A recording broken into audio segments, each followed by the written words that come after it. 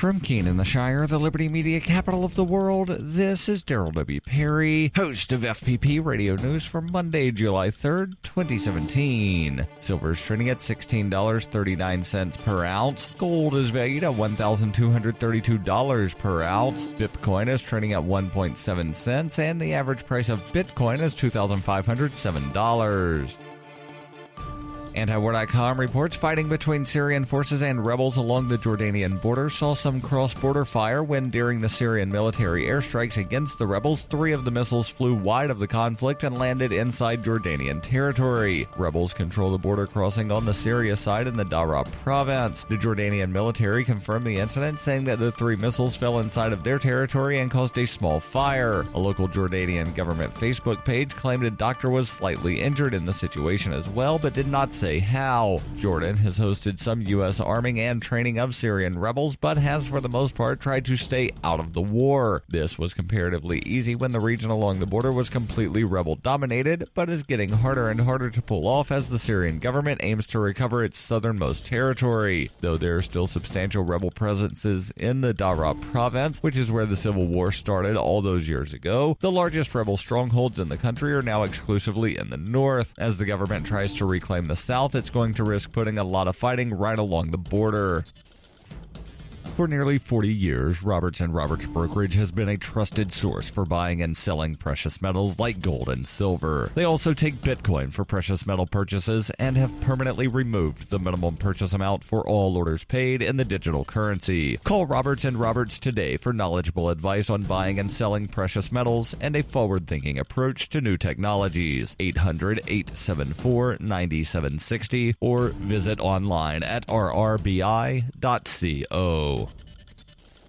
UPI reports New Jersey Governor Christie was photographed at the beach just days after closing them to the public due to a state government shutdown over the budget. New Jersey Advanced Media took aerial photos of the governor on the beach with his family outside of the state-funded governor residence at Island Beach State Park. When asked if he got any sun at a press conference on Sunday, Christie said he did not, but he later clarified his statement and said he was going back and forth between the beach residence and the state capitol in Trenton. Reporters asked Christie why he should be allowed to visit the beach when it's closed for everybody else. He answered, "That's because the governor has a residence at Island Beach. Others don't. It's just the way it goes. Run for governor, and you can have the residence." More than 50 state parks, historic sites, and recreational areas, including beaches, were ordered closed by Christie on June 30th due to a state budget disagreement between him and the state assembly. The closures are expected to remain until after the July 4th holiday.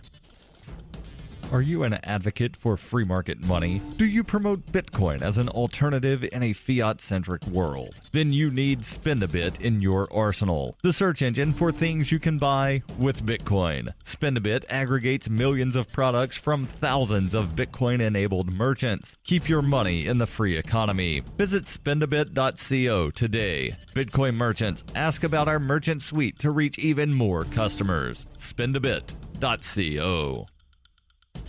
Reuters reports an Amtrak train with more than 250 people aboard derailed on Sunday near Puget Sound in Washington state, injuring several passengers, although no one was believed to have been seriously hurt, according to local fire officials and the rail service. Amtrak said the locomotive and baggage car of Train 506 on the Amtrak Cascades Lane, running between Vancouver, British Columbia, and Eugene, Oregon, left the tracks at Chambers Bay Bridge just south of Tacoma. The West Pierce Fire and Rescue Department said the first 4 cars of the 15-car northbound train derailed.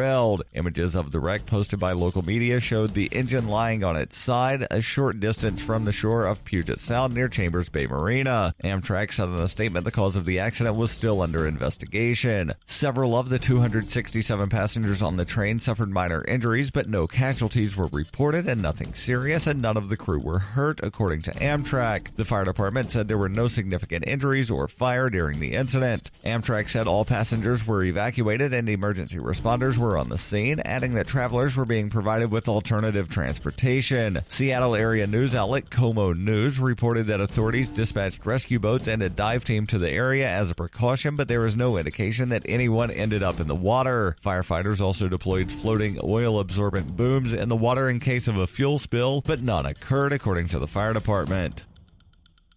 This has been FPP Radio News, online at fppradio.com.